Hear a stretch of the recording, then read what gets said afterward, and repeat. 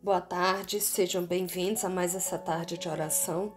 Peçamos que o Senhor abençoe esse nosso momento de oração, por intercessão de Nossa Senhora, Nossa Mãe Santíssima, ela que nos conduz, ela que nos educa. Peçamos a Nossa Senhora que ela também conduza a cada um dos nossos, especialmente aqueles que estão mais afastados do Senhor. E nós vamos pedir também hoje a intercessão do grande e glorioso São João Batista, o primo de Jesus, filho de Isabel e Zacarias. Eu sei que todos conhecem de forma muito pormenorizada a forma como Zacarias veio ao mundo, mas nós vamos ouvir hoje a reflexão da Opus Dei. Evangelho de São Lucas, capítulo 1, versículos 57 a 66. Completou-se o tempo da gravidez de Isabel, e ela deu à luz um filho. Os vizinhos e parentes ouviram dizer como o Senhor tinha sido misericordioso para com Isabel, e alegraram-se com ela. No 8º dia foram circuncidar o menino e queriam dar-lhe o nome do seu pai Zacarias. A mãe, porém, disse: não, ele vai chamar-se João. Os outros disseram: não existe nenhum parente teu com esse nome. Então fizeram sinais ao pai, perguntando como ele queria que o menino se chamasse. Zacarias pediu uma tabuinha e escreveu: João é o seu nome. No mesmo instante, a boca de Zacarias se abriu, sua língua se soltou e ele começou a louvar a Deus. Todos os vizinhos ficaram com medo e a notícia espalhou-se por toda a região montanhosa da Judéia. E todos os que ouviam a notícia ficavam pensando: o que virá a ser esse menino? De fato, a mão do Senhor estava com ele. Palavra da salvação. Glória a vós, Senhor. Entre os israelitas, o ato de dar o nome era reservado ao pai da criança. Era uma forma de reconhecer a paternidade do recém-nascido. Assim, era Zacarias que devia dizer qual era o nome do bebê, embora fosse difícil para ele expressar-se naquele momento, porque tinha ficado mudo por causa de sua incredulidade. Os pais de São João Batista reconheciam que Deus os tinha abençoado ao enviar-lhes um filho quando parecia que já não tinham motivos para o esperar. A forma extraordinária como veio ao mundo lembrou-lhes que essa criança era um dom do Senhor. O anjo tinha dito a Zacarias que o seu filho traria grande felicidade não só aos seus pais, mas a uma multidão de pessoas.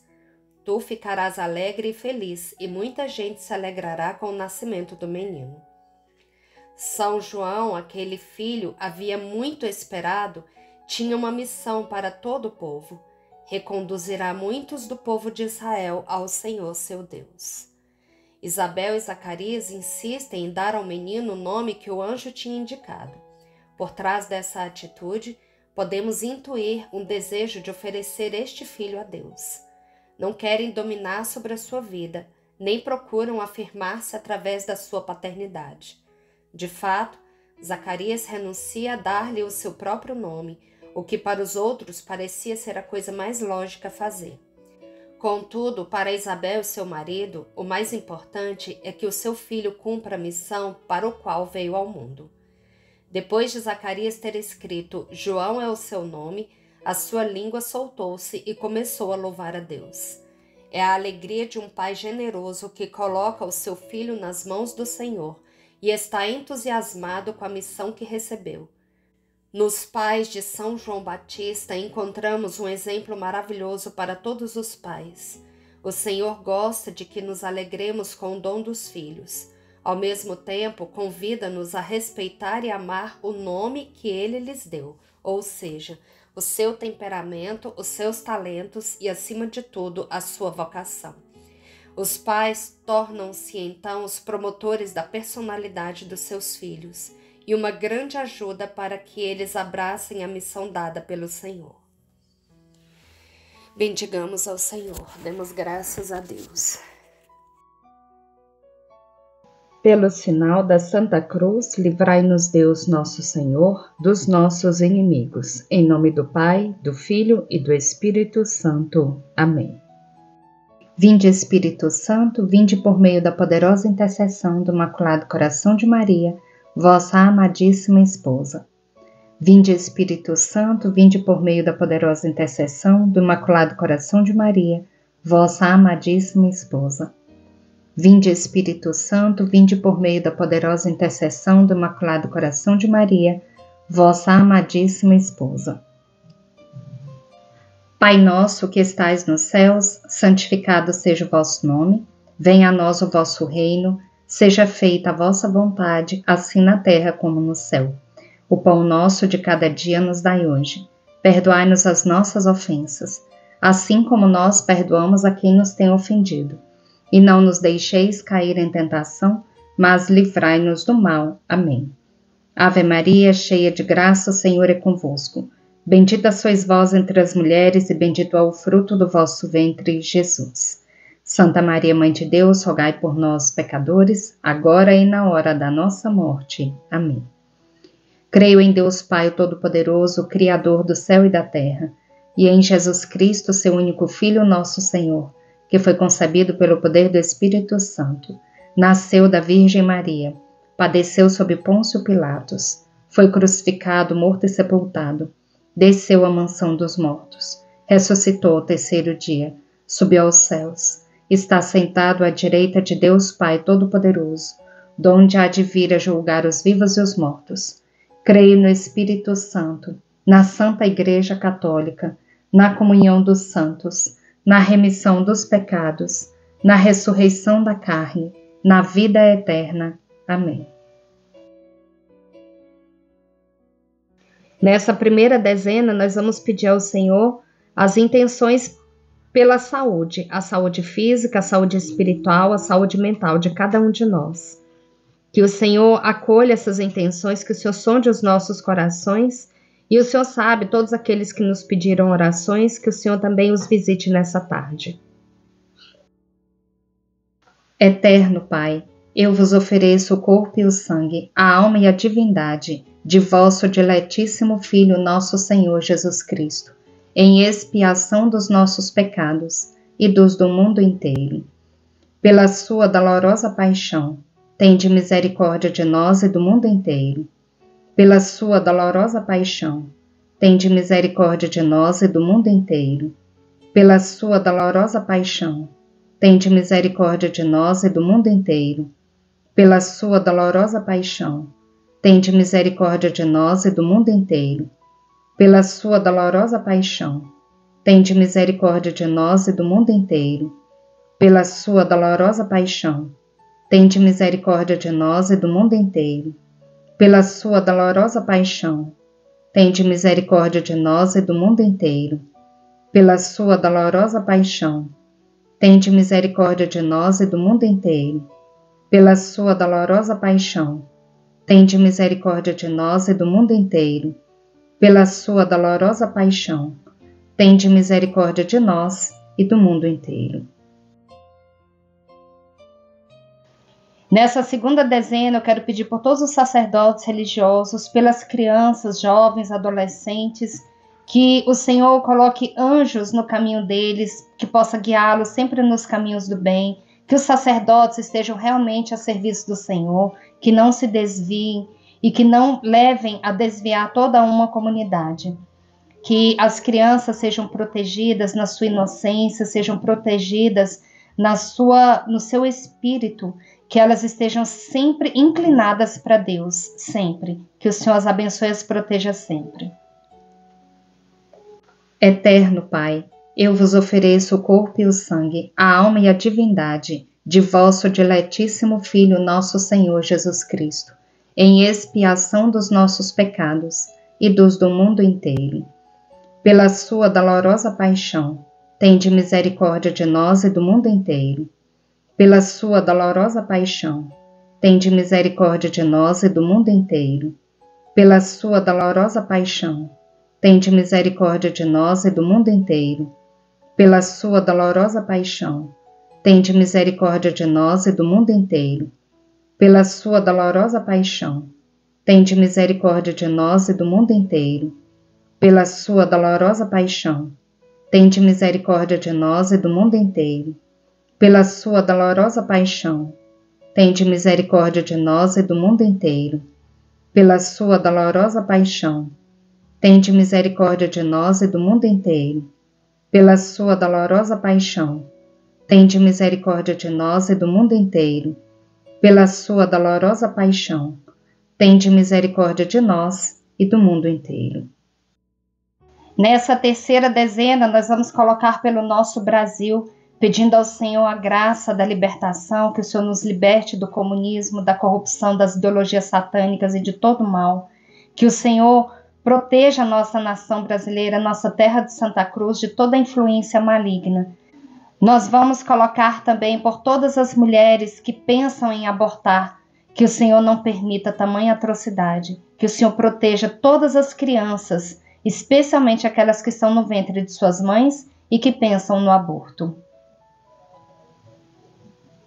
Eterno Pai, eu vos ofereço o corpo e o sangue, a alma e a divindade de vosso diletíssimo Filho, nosso Senhor Jesus Cristo, em expiação dos nossos pecados e dos do mundo inteiro. Pela sua dolorosa paixão, tende misericórdia de nós e do mundo inteiro. Pela sua dolorosa paixão, tende misericórdia de nós e do mundo inteiro. Pela sua dolorosa paixão, tende misericórdia de nós e do mundo inteiro. Pela sua dolorosa paixão, tende misericórdia de nós e do mundo inteiro. Pela sua dolorosa paixão, tende misericórdia de nós e do mundo inteiro. Pela sua dolorosa paixão, tende misericórdia de nós e do mundo inteiro. Pela sua dolorosa paixão, tende misericórdia de nós e do mundo inteiro. Pela sua dolorosa paixão, tende misericórdia de nós e do mundo inteiro. Pela sua dolorosa paixão, tende misericórdia de nós e do mundo inteiro. Pela sua dolorosa paixão, tende misericórdia de nós e do mundo inteiro. Nessa quarta dezena, nós vamos colocar os nossos filhos, sobrinhos, netos, sejam eles crianças, jovens ou adolescentes. Mas coloquemos especialmente as crianças, adolescentes e jovens que foram abandonados, que por algum motivo estão longe dos seus pais, que o Senhor os guie, que os anjos do Senhor, que as santas dominações estejam com elas e que as guias protejam todo o decurso de sua vida. Eterno Pai, eu vos ofereço o corpo e o sangue, a alma e a divindade de vosso diletíssimo Filho, nosso Senhor Jesus Cristo, em expiação dos nossos pecados e dos do mundo inteiro. Pela sua dolorosa paixão, tende misericórdia de nós e do mundo inteiro. Pela sua dolorosa paixão, tende misericórdia de nós e do mundo inteiro. Pela sua dolorosa paixão, tende misericórdia de nós e do mundo inteiro. Pela sua dolorosa paixão, tende misericórdia de nós e do mundo inteiro. Pela sua dolorosa paixão, tende misericórdia de nós e do mundo inteiro. Pela sua dolorosa paixão, tende misericórdia de nós e do mundo inteiro. Pela sua dolorosa paixão, tende misericórdia de nós e do mundo inteiro. Pela sua dolorosa paixão, tende misericórdia de nós e do mundo inteiro. Pela sua dolorosa paixão, tende misericórdia de nós e do mundo inteiro. Pela sua dolorosa paixão, tende misericórdia de nós e do mundo inteiro. Nessa quinta dezena, nós vamos pedir ao Senhor que acolha todas essas intenções que são colocadas nos comentários, todos esses pedidos, tudo aquilo que vai no nosso coração, que o Senhor sonde os nossos corações e que o Senhor, conforme a sua santa vontade, realize aquilo que nós estamos pedindo, os nossos planos, os nossos projetos, os nossos sonhos. Eterno Pai, eu vos ofereço o corpo e o sangue, a alma e a divindade de vosso diletíssimo Filho, nosso Senhor Jesus Cristo, em expiação dos nossos pecados e dos do mundo inteiro. Pela sua dolorosa paixão, tende misericórdia de nós e do mundo inteiro. Pela sua dolorosa paixão, tende misericórdia de nós e do mundo inteiro. Pela sua dolorosa paixão, tende misericórdia de nós e do mundo inteiro. Pela sua dolorosa paixão, tende misericórdia de nós e do mundo inteiro. Pela sua dolorosa paixão, tende misericórdia de nós e do mundo inteiro. Pela sua dolorosa paixão, tende misericórdia de nós e do mundo inteiro. Pela sua dolorosa paixão, tende misericórdia de nós e do mundo inteiro. Pela sua dolorosa paixão, tende misericórdia de nós e do mundo inteiro. Pela sua dolorosa paixão, tende misericórdia de nós e do mundo inteiro. Pela sua dolorosa paixão, tende misericórdia de nós e do mundo inteiro. Deus Santo, Deus Forte, Deus Imortal, tende piedade de nós e do mundo inteiro. Deus Santo, Deus Forte, Deus Imortal, tende piedade de nós e do mundo inteiro. Deus Santo, Deus Forte, Deus Imortal, tende piedade de nós e do mundo inteiro. Rezemos pela conversão dos pecadores do mundo inteiro, especialmente os da Igreja e os de nossa casa. Ó sangue e água, que jorrastes do coração de Jesus, como fonte de misericórdia para nós, eu confio em vós. Jesus, eu confio em vós. Amém.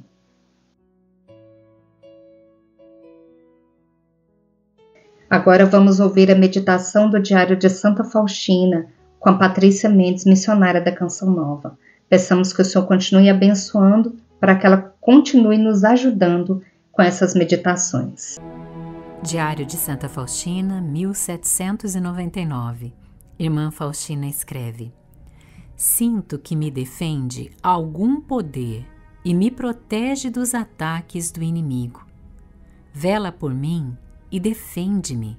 Sinto-me muito bem. Estou protegida como que pela sombra das suas asas. Que sensação maravilhosa é essa que nos transmite esse trecho do Diário de Santa Faustina. Ela que viveu vários combates espirituais. Sim, a irmã Faustina é uma das maiores místicas da nossa igreja. Ela viveu ataques até mesmo físicos. O inimigo de Deus, os demônios, muitas vezes tentavam atacá-la, atingi-la de alguma maneira. Apareciam em forma de cachorros raivosos, apareciam como gatos raivosos. Certa vez ela até relata, que em cima da sua cama ela estava enferma e tinha um gato pesado, que pesava muito ali aos pés da sua cama, fazendo aqueles sons estranhos para ela. Muitas vezes o inimigo também aparecia como monstros, imagens feias, horrorosas, que ela descreve, como os demônios são feios, por causa do pecado, do ódio que eles trazem.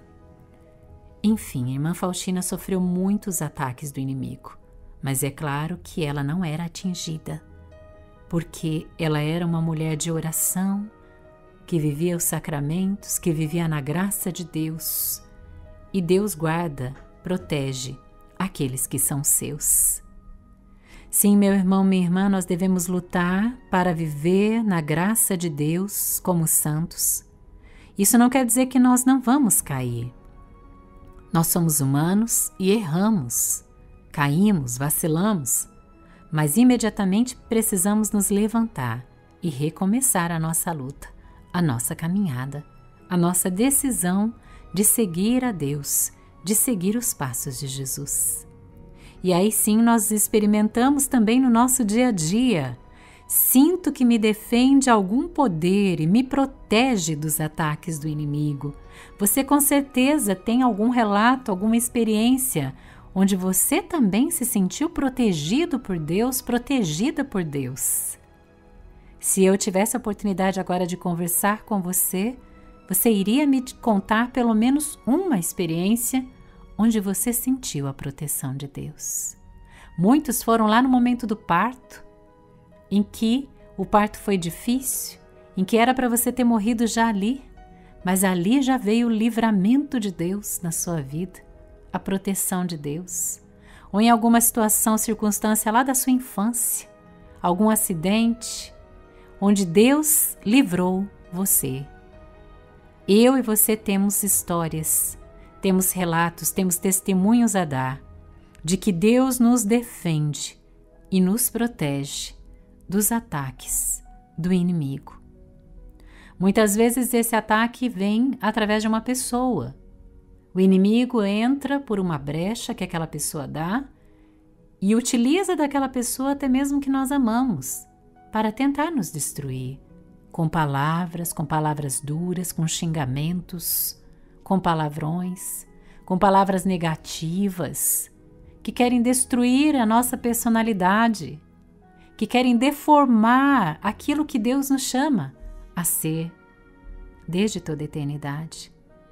Mas saiba, Deus protege você dos ataques do inimigo. Vela por mim e defende-me. Sinto-me muito bem, diz irmã Faustina. Estou protegida como que pela sombra de suas asas. E a palavra de Deus nos garante isso também. Deus nos envolve com suas asas, com a sua proteção. A mão poderosa de Deus está sobre nós, nos guardando e protegendo. E me fez recordar a letra da canção Nas Asas do Senhor. Sei que os que confiam no Senhor revigoram suas forças se renovam. Posso até cair ou vacilar, mas consigo levantar, pois recebo dele asas, e como águia me preparo para voar. Eu posso ir muito além de onde estou, vou nas asas do Senhor, o teu amor é o que me conduz.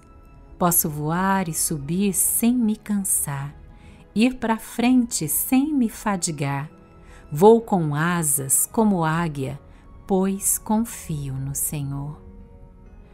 O Senhor que me dá forças para ser um vencedor.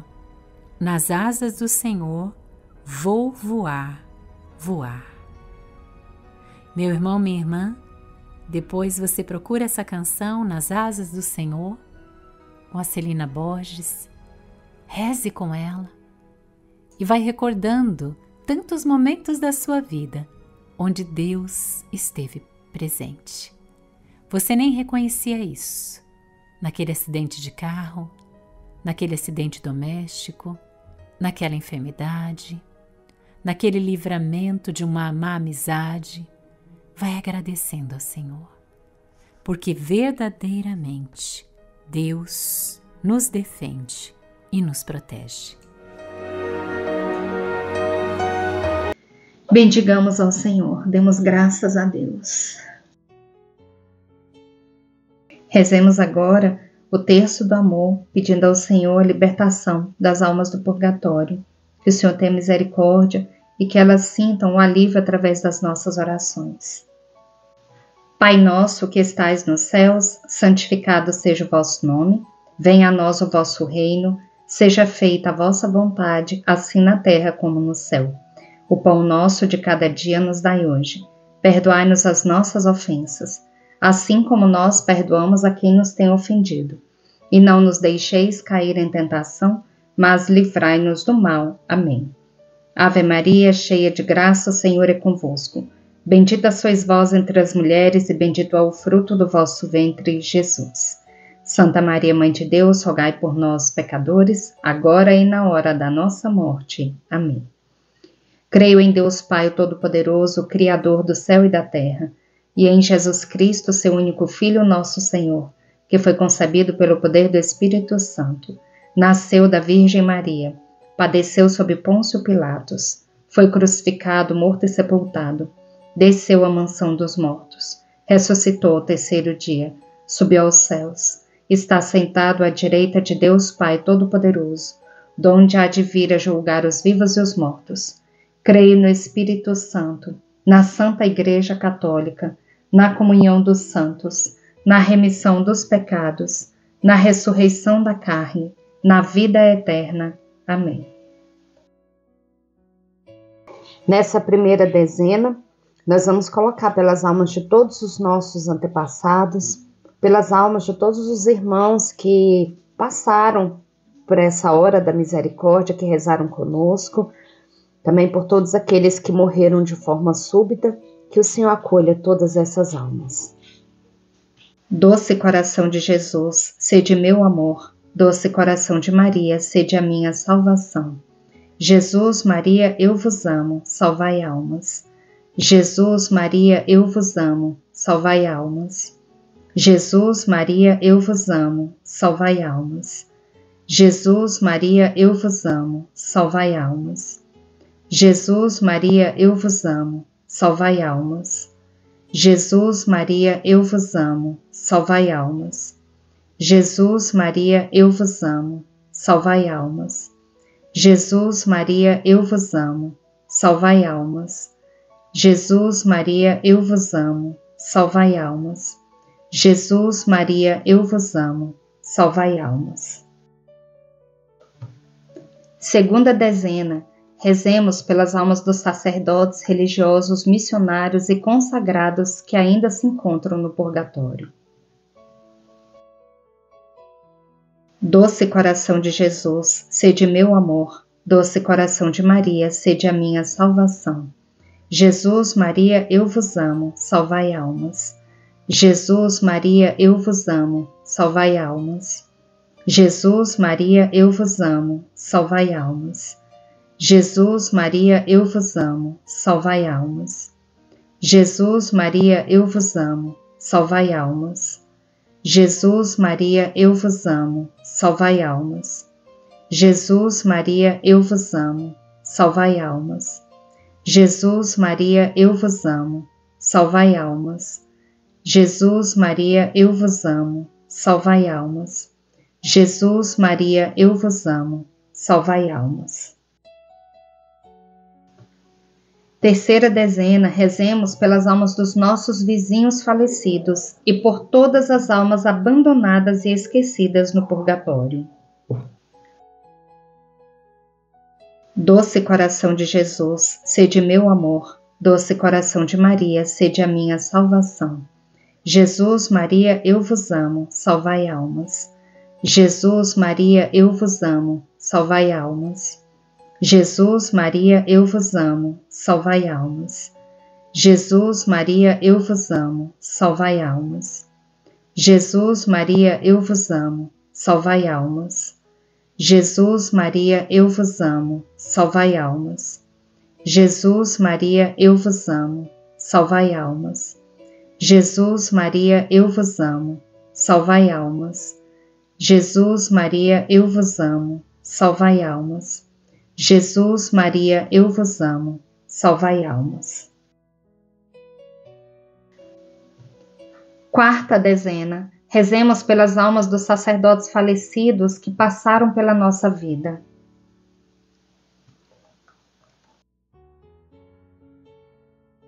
Doce coração de Jesus, sede meu amor. Doce coração de Maria, sede a minha salvação. Jesus, Maria, eu vos amo, salvai almas. Jesus, Maria, eu vos amo, salvai almas. Jesus, Maria, eu vos amo, salvai almas. Jesus, Maria, eu vos amo, salvai almas.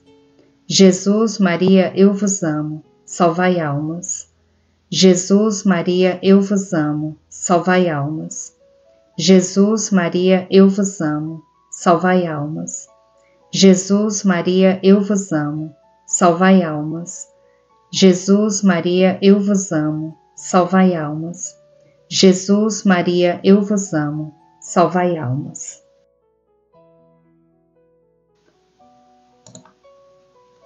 Quinta dezena, rezemos pelas almas dos suicidas. Doce coração de Jesus, sede meu amor. Doce coração de Maria, sede a minha salvação. Jesus, Maria, eu vos amo, salvai almas. Jesus, Maria, eu vos amo, salvai almas. Jesus, Maria, eu vos amo, salvai almas. Jesus, Maria, eu vos amo, salvai almas. Jesus, Maria, eu vos amo, salvai almas. Jesus, Maria, eu vos amo, salvai almas. Jesus, Maria, eu vos amo, salvai almas. Jesus, Maria, eu vos amo, salvai almas. Jesus, Maria, eu vos amo, salvai almas. Jesus, Maria, eu vos amo, salvai almas. Sagrado coração de Jesus, fazei com que eu vos ame cada vez mais. Sagrado coração de Jesus, fazei que eu vos ame cada vez mais. Sagrado coração de Jesus, fazei que eu vos ame cada vez mais. Amém.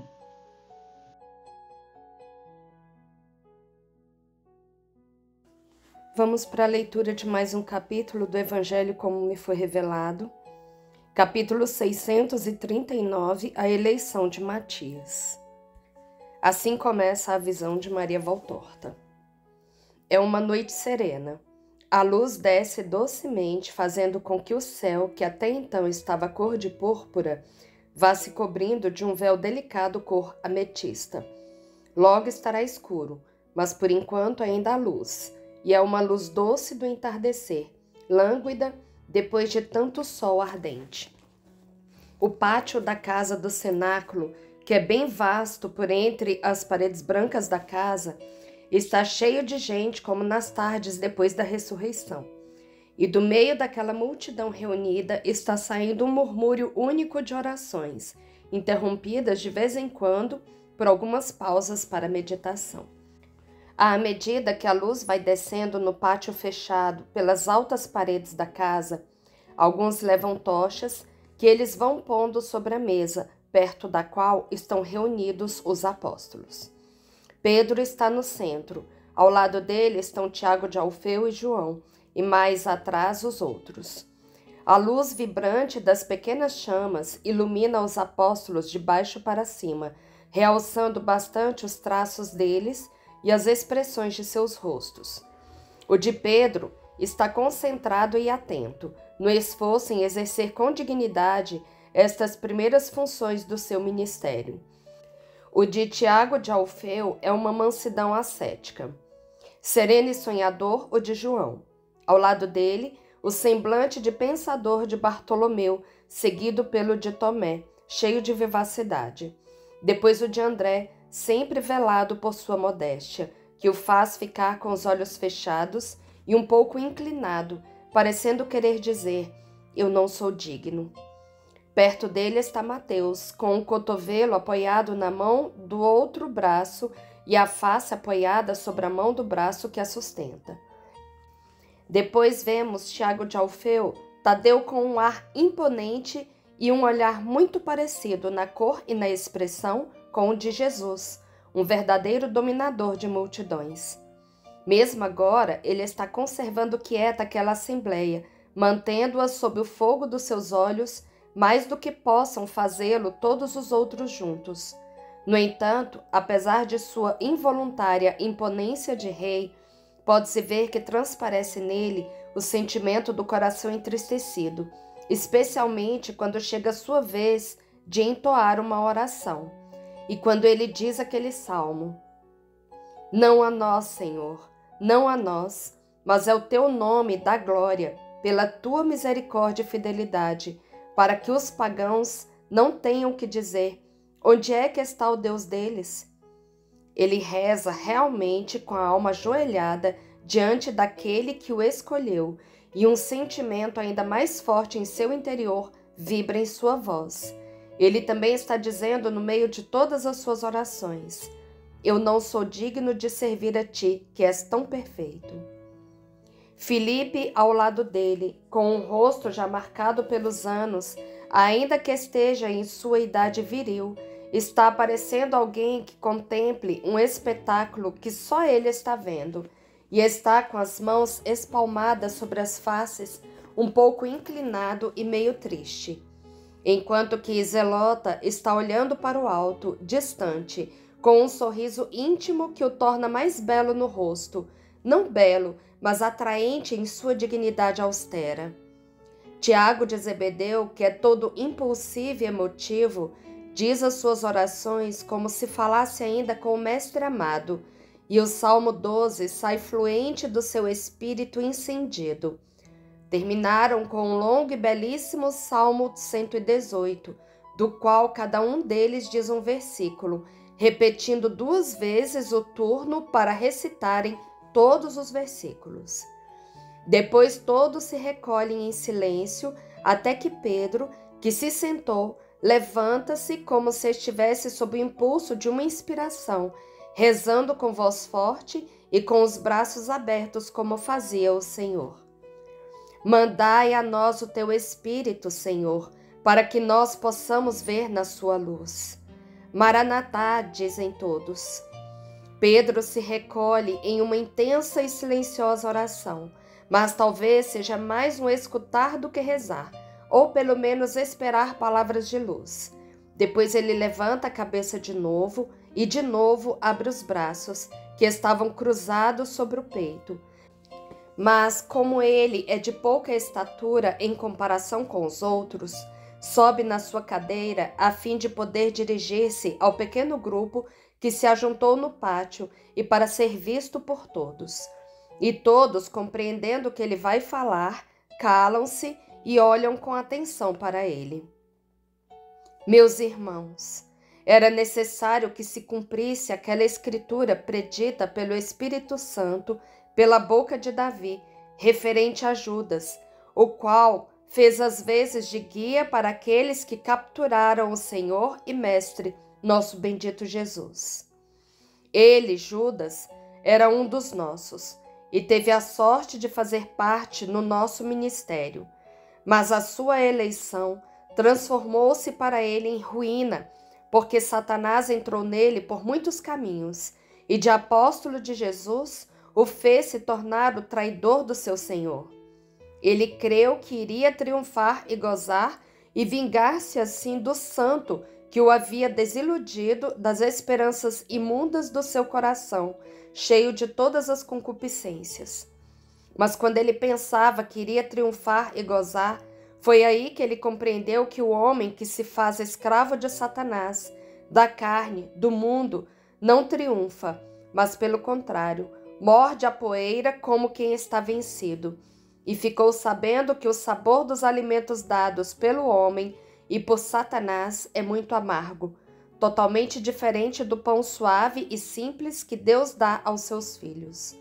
E então ele ficou sabendo o que é o desespero, e passou a odiar o mundo todo, depois de ter odiado a Deus, e amaldiçoou tudo o que o mundo lhe havia dado, e deu a morte a si mesmo, indo pendurar-se em uma oliveira do olival que ele havia comprado com o dinheiro de suas iniquidades. E no dia em que Cristo ressurgiu, glorioso da morte, o seu corpo, o de Judas, já podre e cheio de vermes, escapou do laço, e suas vísceras se espalharam pelo chão, junto ao pé da oliveira, tornando imundo aquele lugar.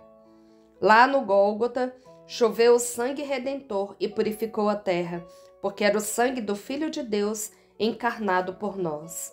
Sobre a colina que está perto do lugar do infame conselho, não há sangue nem lágrimas de um remorso salutar, mas sujeiras das vísceras que se desfaziam, pingando sobre a poeira. Porque nenhum outro sangue poderia misturar-se com o sangue santíssimo naqueles dias de purificação, nos quais o Cordeiro nos lavava no seu sangue, e a terra que bebia o sangue dele não poderia beber também o sangue do filho de Satanás. Todos já sabem o que sucedeu, e com isso se sabe também que em seu furor de condenado, Judas havia voltado antes ao templo para devolver o dinheiro do infame negócio e o atirou no rosto do sumo sacerdote. Mas sabia-se que aquele dinheiro tinha sido apanhado no tesouro do templo e por isso não podia voltar para lá, porque era preço de sangue. E os príncipes dos sacerdotes e os anciãos aconselharam-se uns com os outros, compraram o campo do oleiro, assim como diziam as profecias, especificando até o preço dele. E esse lugar passará para a história dos séculos com o nome de Acéldama. E tudo o que pertencer a Judas, ou o que dizem que pertenceu a ele, desapareça do meio de nós, até mesmo a lembrança de como era o seu rosto. Mas que se tenham presentes os caminhos pelos quais ele foi chamado por Deus para o reino celeste, e desceu a tal ponto de ser um dos príncipes do reino das trevas eternas, no meio das quais quem pisa imprudentemente, incluindo nós, se tornará outro Judas, pela palavra que Deus nos confiou, e que é ainda Cristo, que foi mestre entre nós. Porém está escrito no livro dos Salmos, que a casa deles fique vazia, e não haja quem more nela, e que o seu ofício seja exercido por outro. Portanto, dentre esses homens que estiveram conosco durante todo o tempo em que o Senhor Jesus esteve conosco, indo e vindo, a começar pelo batismo de João, até o dia em que ele subiu ao céu, um deve ser constituído como testemunha da ressurreição dele. E é preciso fazê-lo com solicitude, a fim de que esteja presente entre nós no batismo de fogo, sobre o qual o Senhor nos falou, de modo que ele, que não recebeu o Espírito Santo do Mestre Santíssimo, receba-o diretamente de Deus, e seja santificado e iluminado, e tenha as virtudes que nós teremos, e possa julgar e perdoar, e fazer aquilo que nós faremos, e os seus atos sejam válidos e santos. Eu proporia a escolha desse homem dentre os mais fiéis discípulos, dentre aqueles que já padeceram por ele e lhe permaneceram fiéis, mesmo quando ele era ainda desconhecido pelo mundo. Muitos desses vieram até nós por meio de João, o precursor do Messias, e assim são almas modeladas por anos seguidos no serviço de Deus. O Senhor as estimava muito, e o mais estimado era Isaque, que tanto padeceu por causa de Jesus menino. Mas vós sabeis que o coração dele ficou fortemente abalado na noite seguinte ao dia da ascensão do Senhor, e ele foi reunir-se com o seu Senhor. Nós não precisamos chorar por ele. Ele já foi se unir com o seu Senhor. Era esse o único desejo do seu coração, e é também o nosso. Mas nós devemos passar pela nossa paixão. Isaque já havia passado pela sua. Então proponde vós algum nome entre estes, a fim de que possamos escolher o 12º apóstolo, conforme os usos do nosso povo, deixando ao Senhor Altíssimo, nas possíveis dúvidas graves, o poder de indicar quem é que vai ser. Eles se consultam. Não passa muito tempo e os discípulos mais importantes entre os não pastores, de comum acordo com os 10 apóstolos, comunicam a Pedro que eles propõem José, filho de José de Sabas, para honrar o pai, mártir por Cristo com o filho discípulo fiel, e Matias, pelas mesmas razões do primeiro, e também para honrar o seu primeiro mestre, João Batista. E como Pedro aceitou o conselho deles, fazem vir diante da mesa os dois, e então rezam com os braços abertos na posição habitual dos hebreus. Tu, Senhor, Altíssimo, Pai, Filho e Espírito Santo, Deus uno e trino, que conheces os corações de todos, mostra qual destes dois tu escolheste para realizar este ministério e apostolado no lugar do qual prevaricou Judas para ir para o seu lugar. Maranatá, dizem todos em coro, não havendo lá nem dados nem outra coisa com que tirar a sorte, e não querendo fazer uso de dinheiro para esta função, eles apanham uns seixos que estão espalhados pelo pátio, uns pobres seixinhos, uns brancos, outros escuros, em número igual, e decidem que os brancos são votos a favor de Matias, e os escuros a favor de José, e os misturam dentro de uma bolsa que eles esvaziaram antes, depois a sacodem e a oferecem a Pedro, que, fazendo sobre ela um gesto de bênção, enfia a mão dentro dela e, orando com os olhos fitos no céu, que ficou pontilhado de estrelas, tira lá de dentro um seixo. É um seixo branco como a neve. O Senhor indicou Matias como sucessor de Judas. Pedro passa pela frente da mesa e o abraça, para torná-lo semelhante a ele, como ele diz. Também os outros 10 repetem o mesmo gesto por entre as aclamações do pequeno agrupamento. No fim, Pedro, depois de ter voltado ao seu lugar, segura pela mão o eleito que está ao seu lado. E assim Pedro está agora entre Matias e Tiago de Alfeu e diz: vem para o lugar que Deus te reservou e apaga com tua justiça a lembrança de Judas, ajudando a nós, teus irmãos, a completar as obras que Jesus Santíssimo nos disse que completássemos. A graça de nosso Senhor Jesus Cristo esteja sempre contigo. E ele se vira para todos, despedindo-se deles. Enquanto os discípulos vão saindo lentamente por uma porta secundária, os apóstolos voltam e tornam a entrar na casa, levando Matias à Virgem Maria, que está recolhida em oração no seu quarto, para que, da Mãe de Deus, o novo apóstolo receba a palavra de saudação e de eleição. E assim cessa essa visão de Maria Valtorta. Capítulo 640. A descida do Espírito Santo. Fim do ciclo messiânico. E assim começa a visão e Maria Valtorta vai dizendo: não há vozes nem rumores na casa do cenáculo. Não se vêem discípulos, ao menos eu não estou ouvindo nada que me permita dizer que estejam recolhidas algumas pessoas em outros ambientes da casa. Estão presentes e ouve-se as vozes dos 12 e de Maria Santíssima, reunidos na sala da ceia. A sala está parecendo ser mais ampla, porque os móveis, colocados de outro modo, deixam livre todo o centro do cômodo e também as beiras de duas paredes. Contra a terceira foi empurrada a mesa grande que foi usada na ceia, e entre esta e a parede, e também dos dois lados mais estreitos da mesa, estão colocadas as cadeiras-leitos usadas na ceia e o escabelo usado por Jesus quando lavou os pés dos apóstolos. Mas os pequenos leitos não estão colocados verticalmente à mesa, mas paralelamente, de tal modo que os apóstolos podem estar sentados sem ocupá-los todos, e até deixando livre um deles, o único colocado verticalmente em relação à mesa, todo para a Virgem Bendita que está no centro da mesa, no lugar que na ceia foi ocupado por Jesus. A mesa está vazia, sem toalhas e sem a louça, sem as credências, e também as paredes estão despidas de seus ornamentos. Somente o lampadário está aceso no centro, mas só com a lâmpada central acesa, e o outro círculo das pequenas chamas, que formam a corola do bonito lampadário, estão apagadas. As janelas estão fechadas, trancadas com algumas barras de ferro, mas um raio de sol se infiltra atrevidamente por um buraquinho e desce como uma agulha longa e leve até o chão, onde forma um olhinho de sol.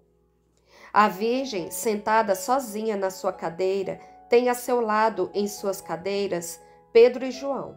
Pedro à direita, João à esquerda. Matias, o novo apóstolo, está entre Tiago de Alfeu e Tadeu. Na frente dela, Nossa Senhora tem um baú largo e baixo, de madeira escura, fechado.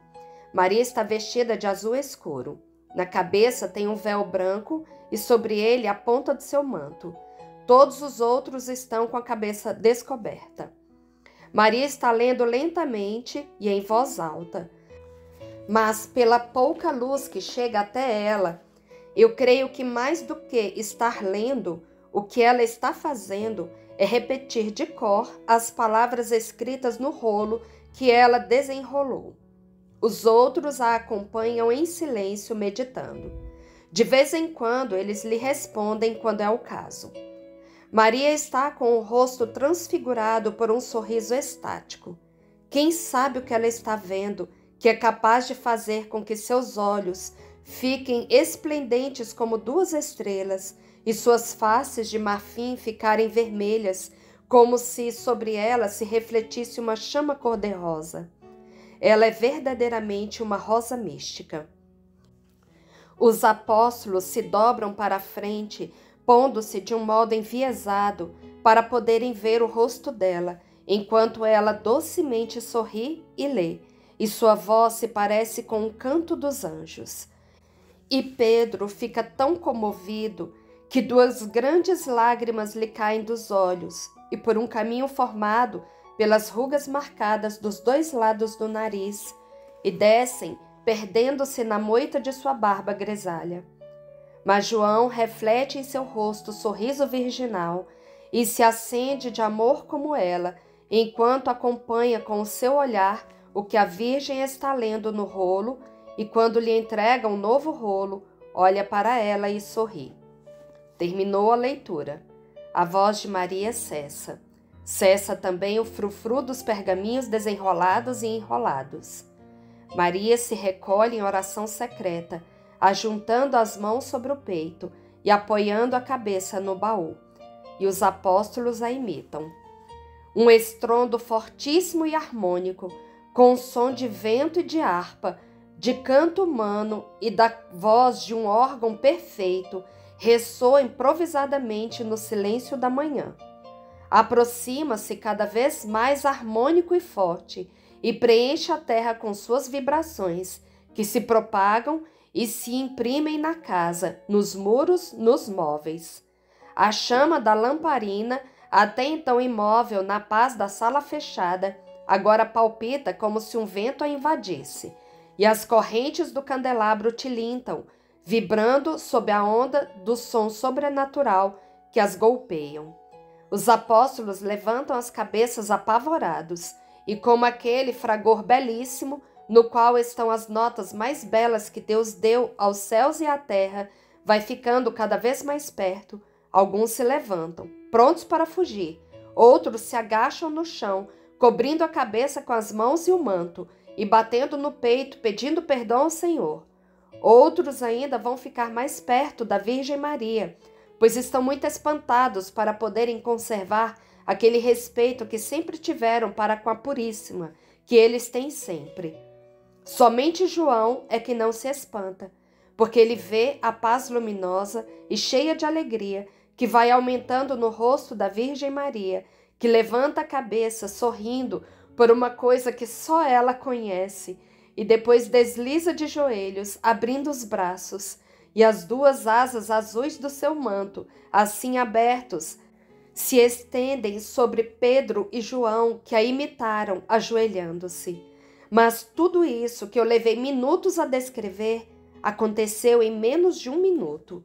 E depois disso, eis a luz, o foco, o Espírito Santo que entra com o último fragor melódico em forma de globo muito brilhante, ardente, na sala fechada, sem que porta ou janela tenha se movido, permanecendo equilibrado por um instante sobre a cabeça da Virgem Maria, a uns 3 palmos da sua cabeça, que agora está descoberta, porque Maria, vendo o fogo paráclito, levantou os braços como para invocá-lo e jogou a cabeça para trás com um grito de alegria, com um sorriso de amor sem confins.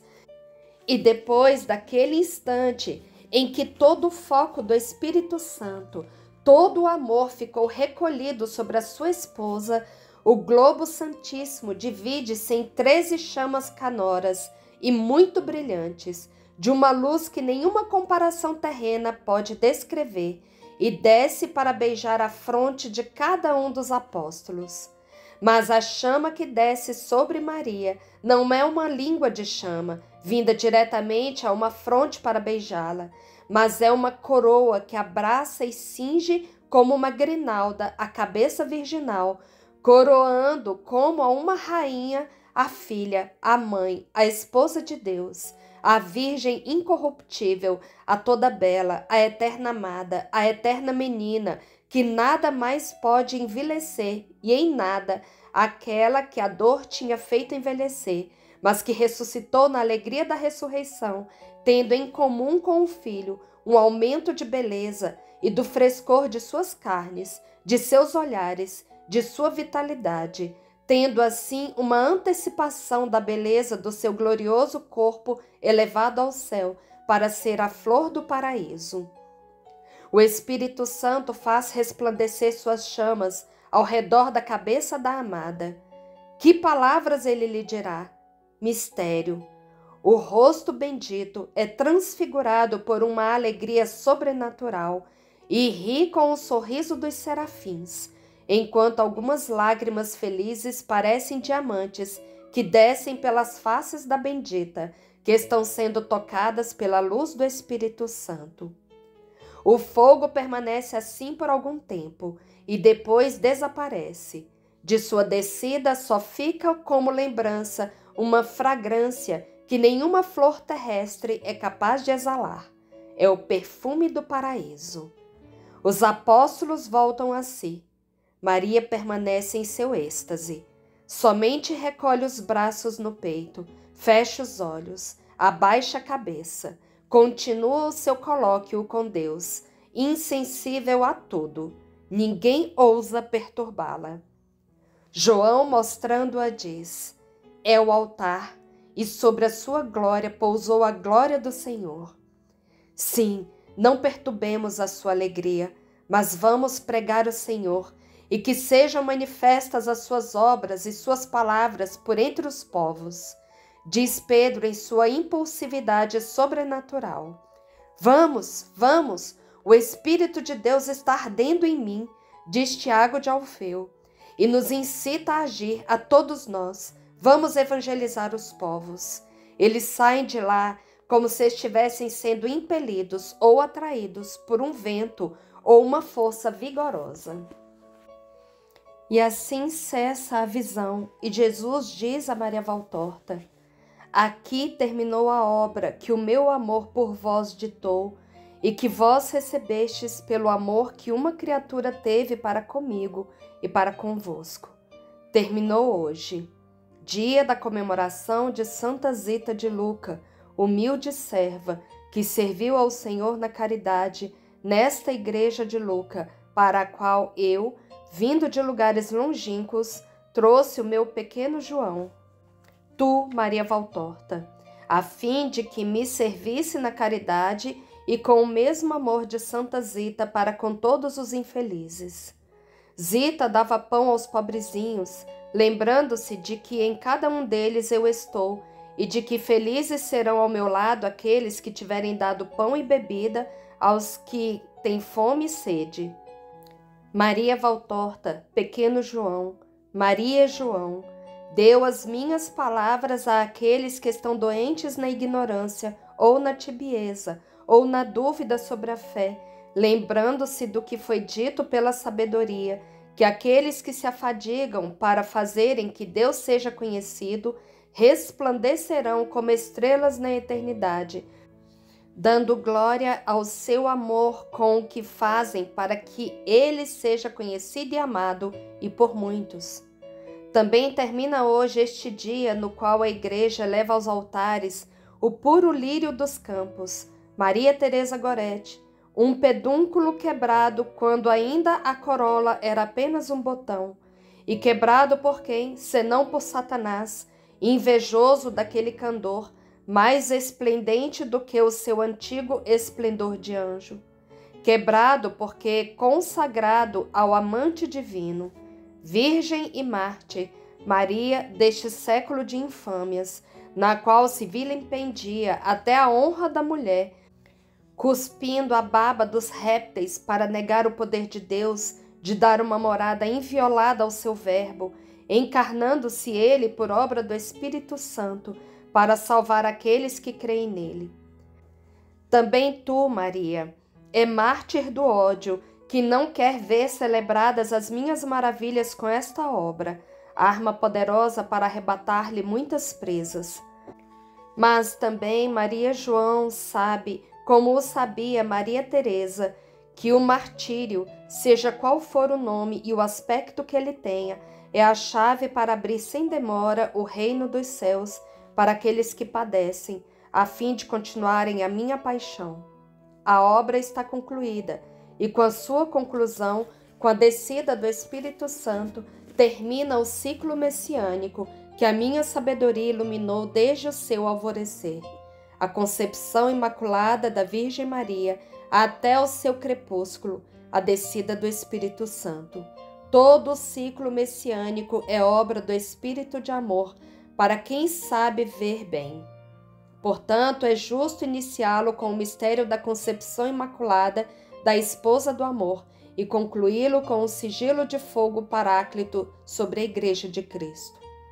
As obras manifestas de Deus, do amor de Deus, terminam com o Pentecostes. Daqui para diante continua a íntima, a misteriosa ação de Deus nos seus fiéis, unidos ao nome de Jesus na Igreja una, santa, católica, apostólica, romana.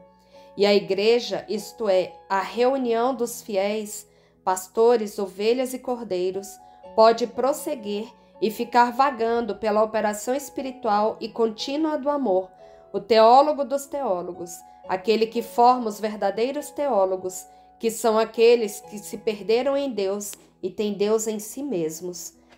A vida de Deus neles pela direção do Espírito de Deus que os conduz, e são verdadeiramente filhos de Deus, segundo o conceito de Paulo. E no fim da obra, preciso colocar ainda uma vez a lamentação colocada no fim de cada ano evangélico. E na minha dor de ver menosprezado o meu dom, eu vos digo: não tereis outra coisa, porque não soubestes receber bem o que eu vos ofereci.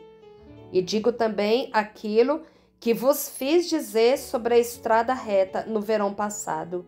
Não me vereis enquanto não chegar o dia no qual digais: bendito o que vem em nome do Senhor. E assim cessa esse colóquio de Jesus com Maria Valtorta. E na nota de rodapé: a obra está concluída, mas não terminaram as visões e os ditados fora do ciclo messiânico, declarado como concluído com a descida do Espírito Santo. Portanto, serão incluídos, complementando a obra, outros textos pertinentes a ela, de vários anos e principalmente de 1951. Consequentemente, a despedida da obra, escrita em 28 de abril de 1947 e que vem imediatamente em seguida do ditado atual nos cadernos autógrafos, será citado no final da conclusão da obra. Teremos então ainda alguns capítulos, que vai de Pentecostes até a Assunção de Maria Santíssima. Encerramos mais essa tarde de oração, pedindo a Nossa Senhora, através dessa Salve Rainha, que nos ajude a caminhar neste vale de lágrimas, que nos ajude a sermos conformados com aquilo que o Senhor quiser nos mandar, pedindo apenas a força, que o Senhor nos ajude a ter a força de caminhar e de fazer a sua santa vontade. Salve Rainha, Mãe de Misericórdia, vida, doçura e esperança nossa salve. A vós bradamos os degredados filhos de Eva, a vós suspiramos gemendo e chorando neste vale de lágrimas. Eia, pois, advogada nossa, esses vossos olhos misericordiosos a nós ouvei. E depois deste desterro, mostrai-nos Jesus, bendito o fruto do vosso ventre. Ó clemente, ó piedosa, ó doce sempre Virgem Maria.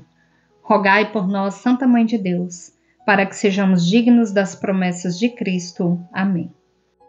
Estivemos e sempre estaremos reunidos em nome do Pai, do Filho e do Espírito Santo. Amém. Até amanhã, se Deus quiser. Fiquem com Deus e que Nossa Senhora passe à nossa frente.